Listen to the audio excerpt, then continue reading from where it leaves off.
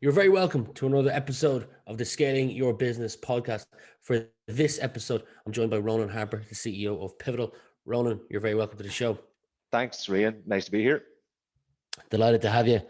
Typical fashion of the show is we spend the first couple of minutes getting to know the guest, and then we move on to challenge pivotal moments. So no different with you. If I've done my research correctly, you grew up in Castledurg in Tyrone. That is correct. I'm a Tyrone man. They always say you can take a man out of Tyrone, but you'll never take Tyrone out of the man, I guess. So, yeah, grew up on a sort of very small farm in the country outside Castlereagh in Tyrone. Um, What was it like growing up there?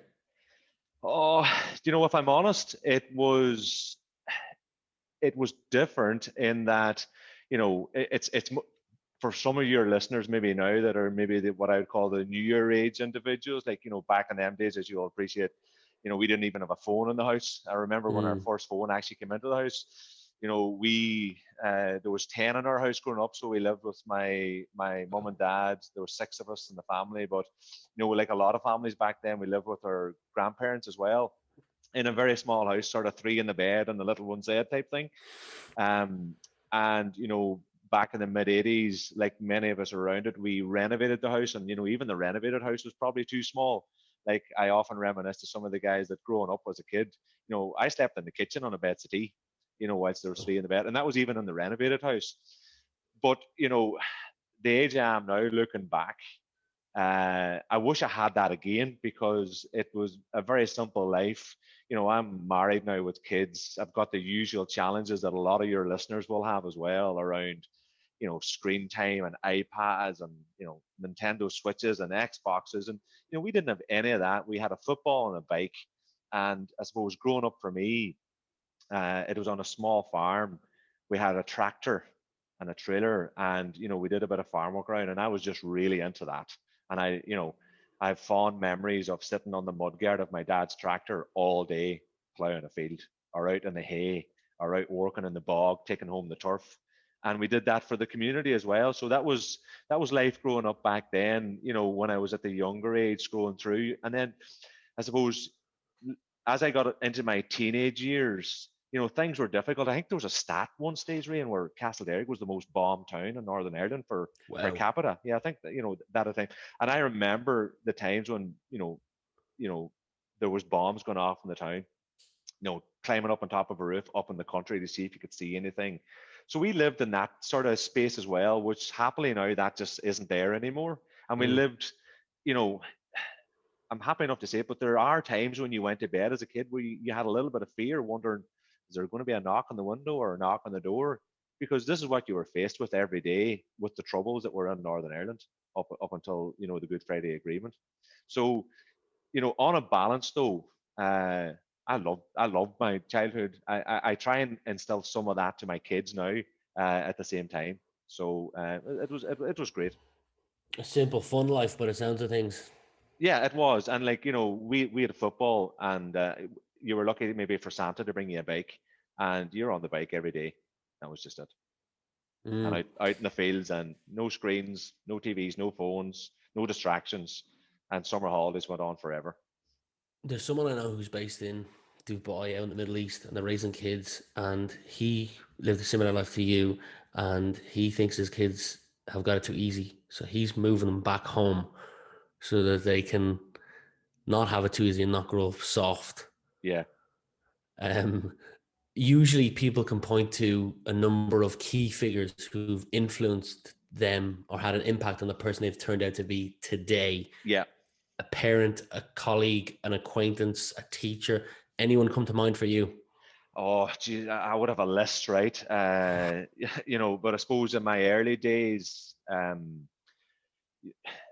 suppose when I look at my family now, and I suppose a lot of your guests will say family, and I'm no different. Like, my mum and dad were big influencers for us, Mm. and like growing up, we didn't have a lot, but we were happy. And I remember even in the earlier days, my mum's mentality was, if you've got your health and you're happy, we've got everything, and she still thinks like that. So I think, some of the early influencers for me were my mum and dad. My dad is probably a reserved, quiet, hard-working guy. My mum, even to this day, is so level-headed, and it doesn't matter. how big a drama a situation would be. Like one of the things she used to always tell me, and I still live by today in personal life and in business, is what's for you won't pass you. Mm. You know, and I love that saying. I repeat it sort of most days of my life, if not every day of my life, in any opportunity that I have. I suppose growing up as well, a big influencer in my life in my early days would have been actually my grandfather. So as I said earlier, my granny and granda on my father's side lived with us in our Mm. house. So I suppose growing up as a young guy, I think the first time I drove a tractor was when I was 4. I just loved tractors. And so when my older brothers, because I was the youngest of 6, sort of weren't around as much, my grandfather still had things to do around the farm. So he would have, come in to me on a Saturday when I was watching Laurel and Hardy or something like that, knocking on the door saying, Mom, we have a bit of fencing to put up in the field or something like that. So I spent a lot of time with my grandfather growing up, gathering spuds. I used to always gather spuds with him. I used to always go to the bog for the turf with him. And I used to always work around the farm with him because my dad might have been off working and stuff like that. So, like he passed away in around 1999, and I was 19, 20 at that stage, 21, and that cut me deep at the time. Mm. But so like I think I learned a lot from him in terms of work ethic and doing things right. And when I had that balance with my mum and my dad, and that level headedness of my mum, like she always kept us on the straight and narrow, I suppose. And then as I got older, into my sort of 20s and stuff, I suppose, and we make it onto it. Like I moved to Australia in my mid 20s, and took up a job with KPMG, and my boss there was a guy called Matthew Gray, and I went to Australia having never left home before. Like, and some of the stories I tell is like Wow. my mom used to do all my laundry. Like, Rian, when I went to bed every night, I went down to the room, my mum had the sheets down for my bed. She was that because that's the way she was brought up. So like I was spoiled rotten in that respect. And I knew nothing going to Australia on my own in 2001 when I was like 24. Before Wow. FaceTime, before, Yeah. Skype, before mobile phones, like all that kind of stuff. And my mentality was that I wanted to go somewhere where if I didn't like it, I couldn't come home for my dinner because I knew there would be a stage where I didn't like it, but I had to force myself to stay there. And that all happened. But there was one guy there who was my boss in KPMG, and I still remember the day he picked me up at the airport. Um, and he was a massive influence on my probably professional career. I learned so much from him because I was pretty green, going from a small country town where, all right, I was a chartered accountant because I'd sort of, worked my way up and been qualified in my career. But I went to Australia very green behind the ears. And this guy took me under his wing. And he's one of my best mates today, even. He even gone to the trouble of bringing his wife and his whole family to my wedding back sort of 9 or 10 years ago at significant expense in Ireland. So that's the Wow. kind of guy that he was. But he taught me so much. What I learned in them first couple of years when I was in Australia, just cannot like that was just invaluable. So he is today and still is an influencer for me, even though he's on the other side of the world, which is kind of interesting. What was your grandfather's name? Robert Harper. Well, shout out to Robert. Yeah. You referenced KPMG there. You spent Yes. almost 13 years there, Yes. finishing up reading here as a director in the audit division. What skills did you sharpen from your time there or that you've managed to carry with you to today? Perhaps some management skills, or I don't Yeah. know, Like what comes to mind? there's loads, right? So if I could even take you back a little bit before that. So one of my Mm. interesting things, like I'm a chartered accountant, thankfully, right? But I never went to college. So, I was trying to follow in my brother's footsteps, where, go to college, get your degree and stuff. And it just didn't work out for me. When I was 17, the appetite wasn't there. So I actually left my BTEC in OMA and I started doing construction work, concrete and tying Mm. steel and stuff. I did that with my brothers and I was only 17. I was getting well enough paid for it. So I kind of made the decision that I didn't want to do this for the rest of my life. And I loved computers at the time. And it says, get me a job in computers.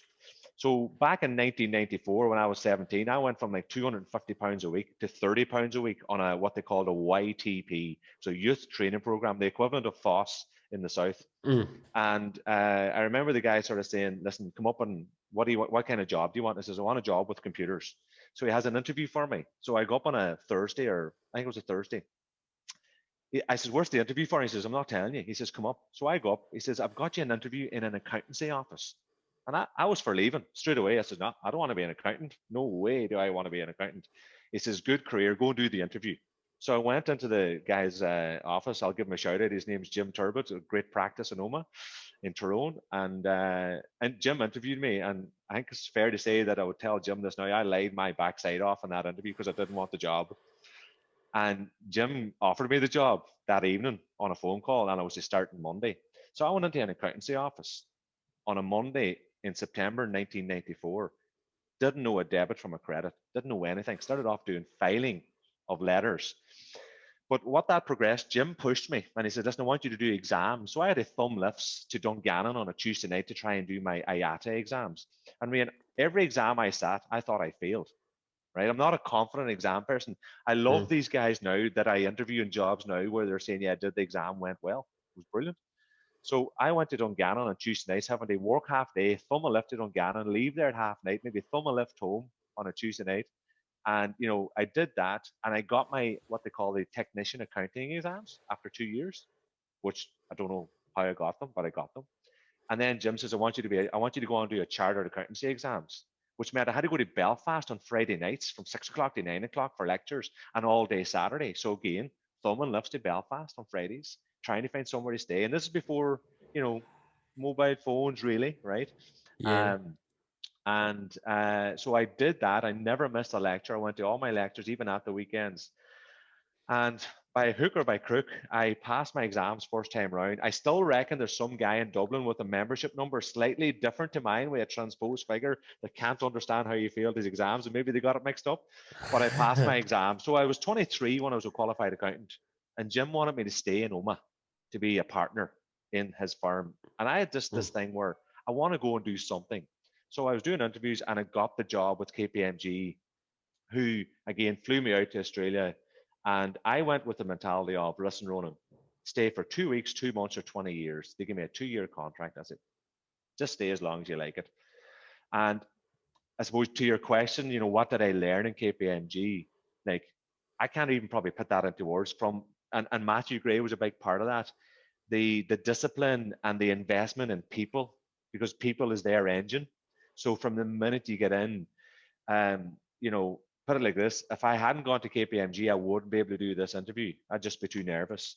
I remember, and I'm quite happy to say this, I remember where Matthew was forcing me to do sort of what they call lunch and learns, where I had to stand up in front of the division at lunch and, you know, teach them about something about accountancy or international accounting standards. I couldn't do it at the start.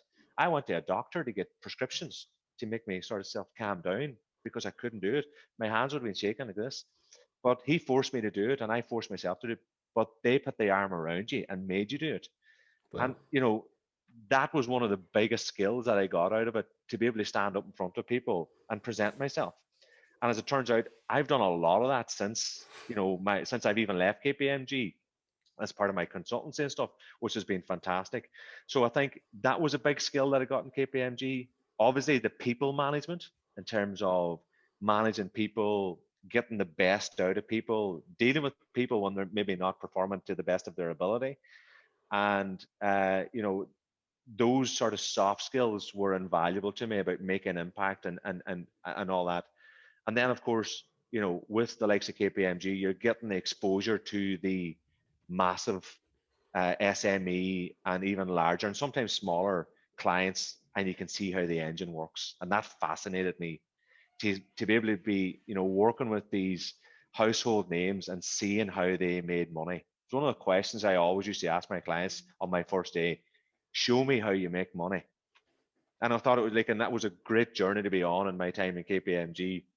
As you said, I spent 4 years in Brisbane in Australia with KPMG, and then I moved back to Dublin, and I spent sort of 9 and a bit years there, and kind of worked my way up from manager up to director. I was a senior director for about sort of maybe 6 or 7 years in there, around that time. Yeah.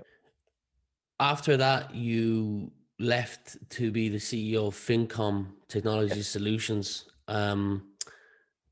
What was that change, like going from a director to the CEO?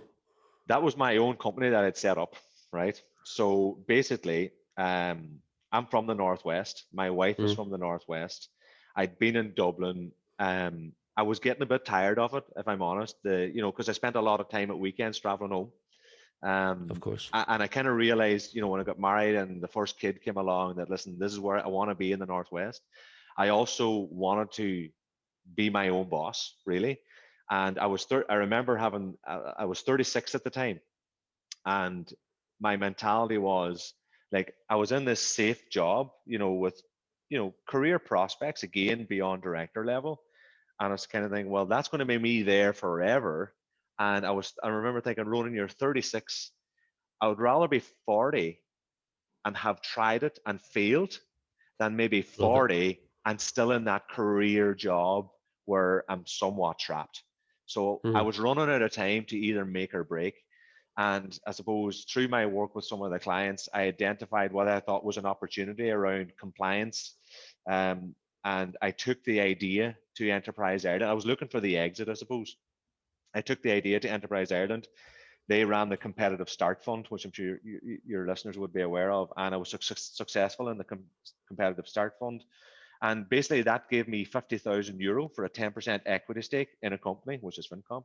And the way I looked at that was saying, Ronan, this is going to put bread on the table for 12 months in the Northwest. Go and try this. If it doesn't work, you know, at least you've tried it. You can say that you've tried it. So that was Fincom Technology Solutions. It was really, a three-man band at the start, which soon became like a one-man band, where I was doing a lot of financial consultancy for a lot of different businesses. And I suppose KPMG were good to me in that sense because, through my networks there, they were able to give me a lot of work and refer me a lot of work where I was nice. doing financial consultancy projects. But it really went from, having all this support structure to being on my own. You did it you know, though. You did it. I did it. And Yeah, I did it, and it worked well. Yep.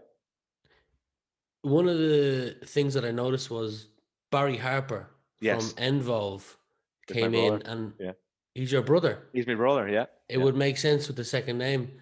I had interviewed him before, and You through did. that, I noticed that there was some involvement between Barry coming into Fincom, Yes, and then that must have been where you pivoted to become the CEO of Pivotal. yes.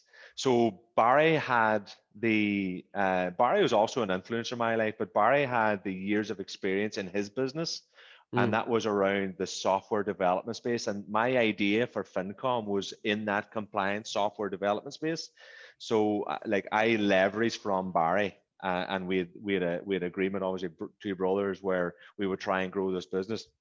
But, like, to be honest to you, and be honest with your listeners, when I'd left KPMG, when I'd made the jump in September 2013, and said, "This is what I'm going to do," the KPMG basically said, "Listen, that's fine, but would you do this short-term project for us as on a consulting basis?" And I was kind of going, "Do you know what? There's a startup business where there's no guarantee of income, but I've got kind of 3 months of consultancy work here now where I can sort of boost the cash balances to put more bread on the table, maybe give me a bit more than the year to grow my other business." And if I'm mm, absolutely honest, like, the consulting took over, and it meant that I was no longer spending 5 days a week on the initial idea of income. It wasn't, this has to work because it has to put bread and butter on the table.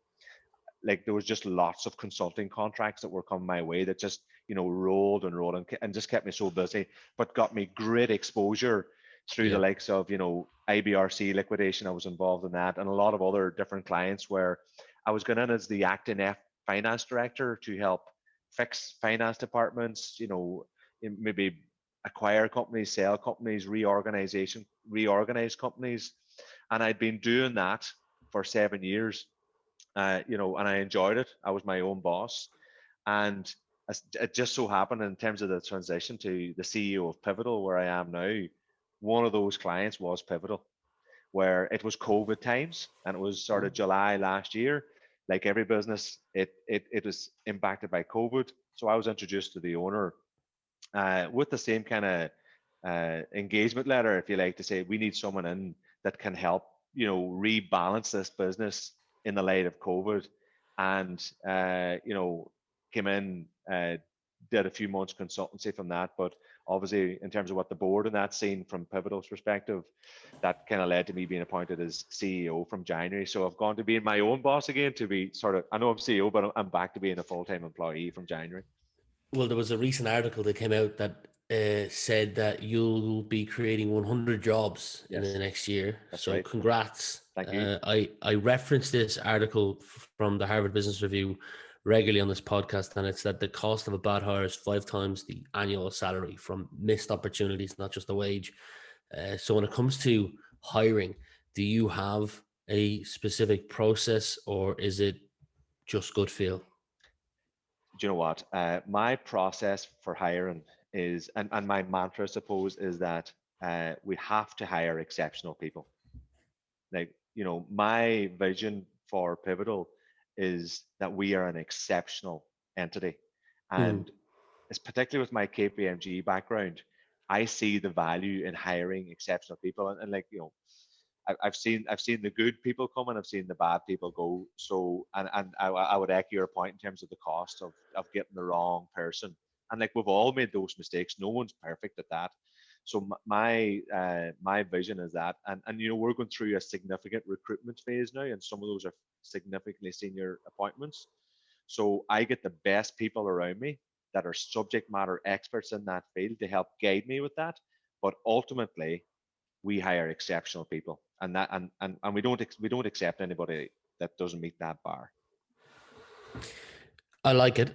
You continue to expand as well as hiring these people. One of the things is I've noticed you've had new branches, but also you launched Pivotal Pay. Correct. Two-part question. One, for our listeners, can you explain what that is? And then two, like, I guess the best way to ask the second part is like, what's your go-to market strategy to get that off the ground? Yeah. So I suppose if you think of Pivotal, and Pivotal used to be called RMS Group Services. So before Mm, my time, they'd done a rebrand to Pivotal, which was just around March 2020, which was just at COVID. So one of the challenges we have now is that brand awareness, I suppose, and we're dealing with that. But Pivotal traditionally, right, would have been known as what they call a cash management company.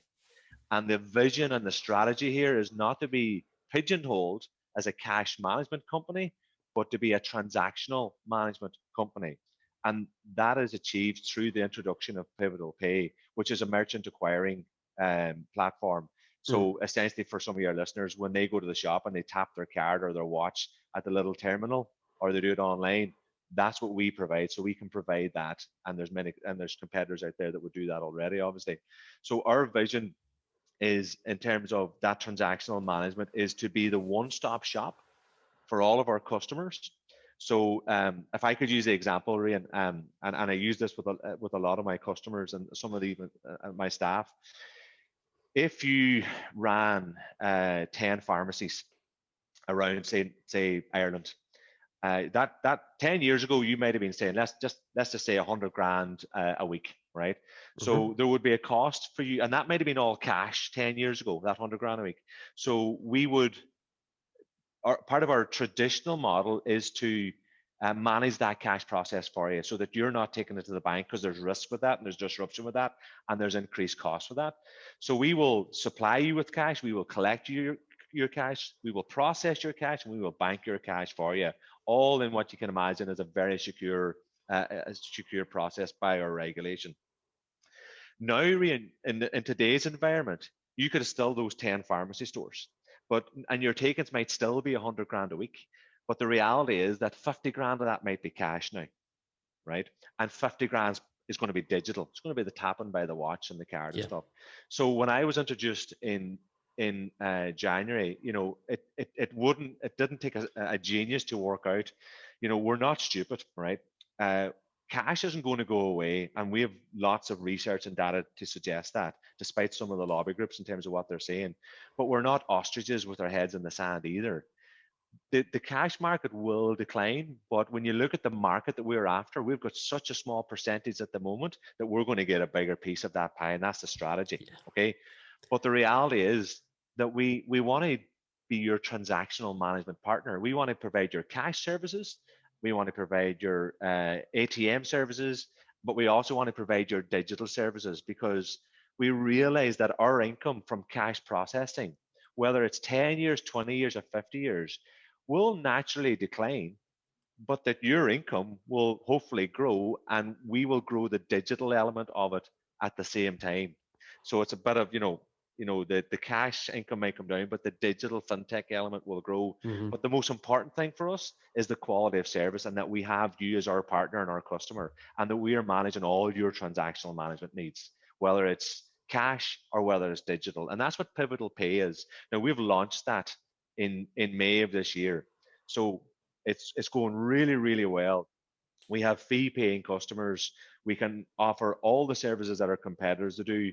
But what makes us different, I suppose, is that our platform is very simple, as safe and secure as you would imagine. Our pricing is very simple, but we can offer the whole package, whether it's cash, ATM, or digital.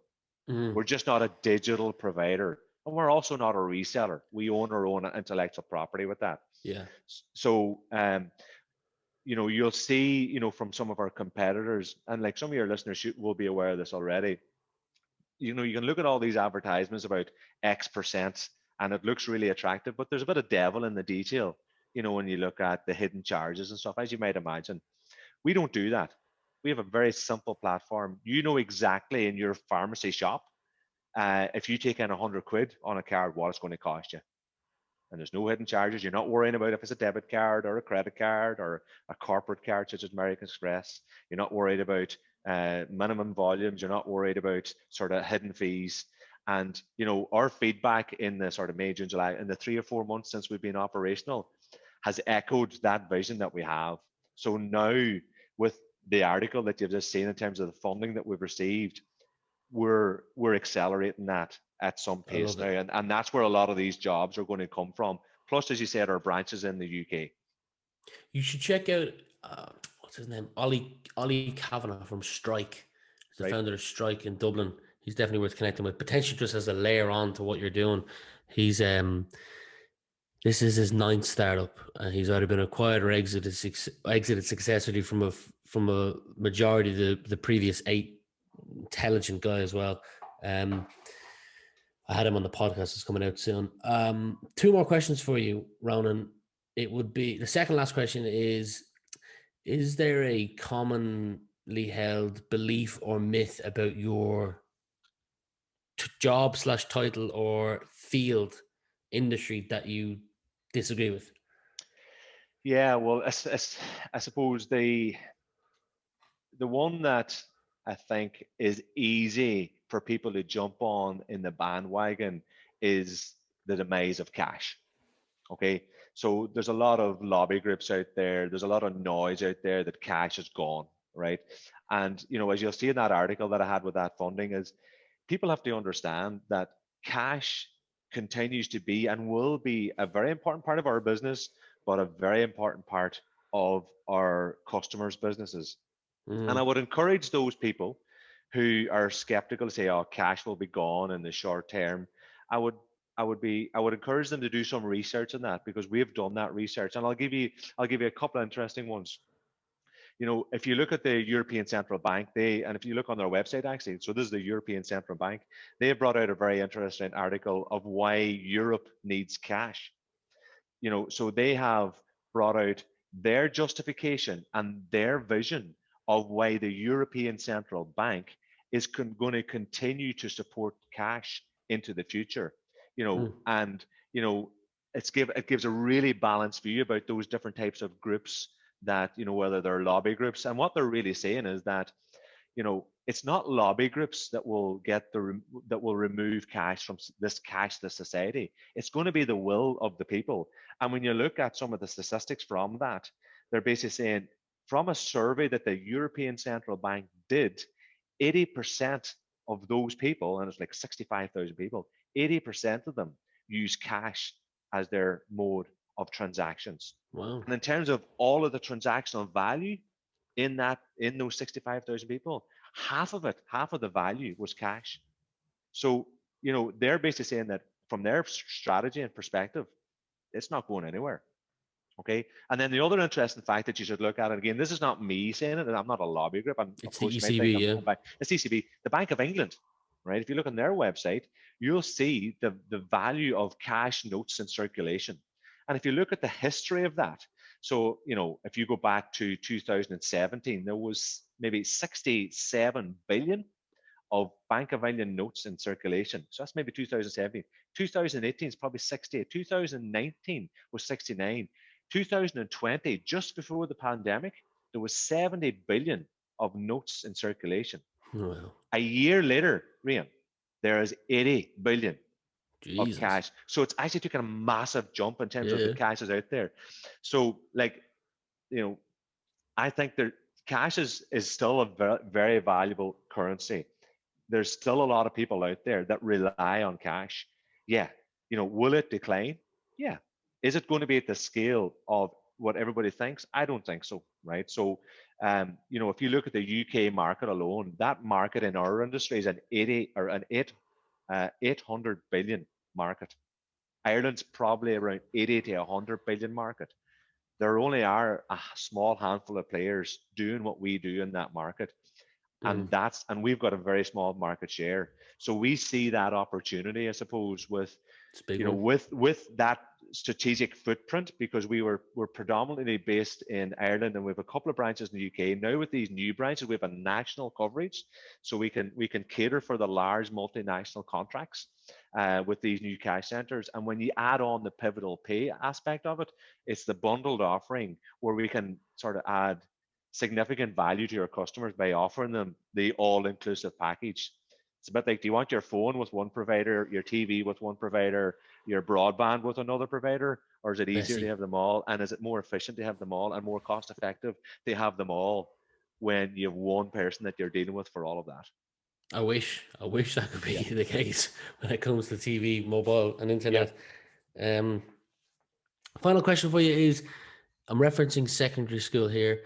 If you had the final decision making power to introduce a new subject to the curriculum that's not currently on it, that would be mandatory for everyone to take, what would it be and why?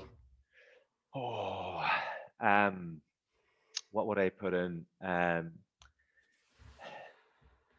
I think for me, and like it's been a while since I've been in secondary school, but some of the work that I've been doing um, in my time in Fincom has been in the educational space.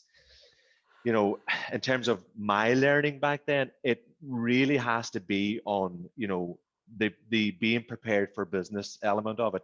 Yeah, you can have business studies and you can have maths and stuff like that there, but really it's around, I wish they would bring in a little bit more about, even that entrepreneurial aspect of running your own business, the challenges that you will face, the decisions that you will have to overcome, and how you would do that. Mm. Because, and I've looked at some of your previous people on the podcast, and, there are some really intelligent, motivated 16, 17, 21 year olds that It are there. scares me how good they are.